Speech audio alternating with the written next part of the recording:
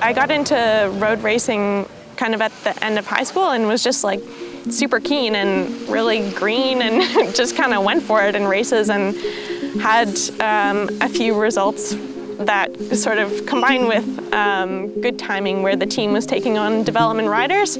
And yeah, I got the opportunity to go to Junior Worlds my last year of high school, and then having the opportunity to get on a team like Rally when they were taking on development riders. It was sort of like this perfect combination and timing, and then I just kind of went for it.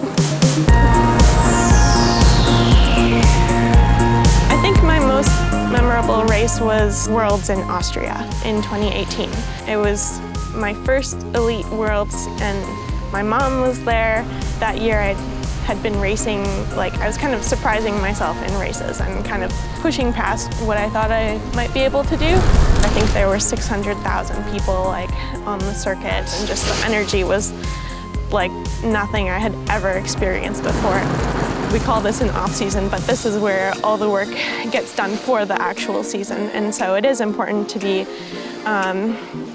diligent about your training and your recovery and everything in between. But I think the only way that you can do that in a sustainable way is if you can find that balance where you take time to just stop and enjoy the view, and just little moments like that, and just kind of realize like, hey, I'm in Mexico riding my bike and it's beautiful here and there's great people and it's really nice. It's been great riding here. It's a great combination of feeling like you're in a nice getaway from the Canadian winter, and then also having access to really great riding. A couple of things that surprised me about the riding here was having lots of long sustained climbs and being able to access the mountains from kind of more of a city pretty easily.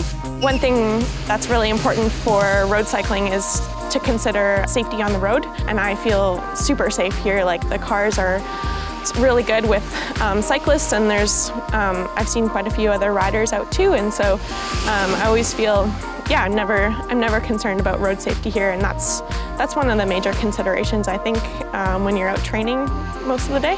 I had the opportunity to start teaching spin classes for VeloGuide this summer, and I took it on because it was such a great opportunity for me to combine all of my interests and my skills. I genuinely enjoyed just riding my bike and riding with other people. And so teaching the spin classes was just such a great opportunity for me to combine everything that I've been working on in the past few years and create really good opportunities for the future. For women's cycling, there's still a big lack of media coverage, which makes a big difference, because for a sport to grow, you need your audience to be engaged, and that comes from having more coverage of the racing, and so the audience gets to know the story of the different riders. And so I think that's a really big work in progress, and something that in the future will help women's cycling grow a lot.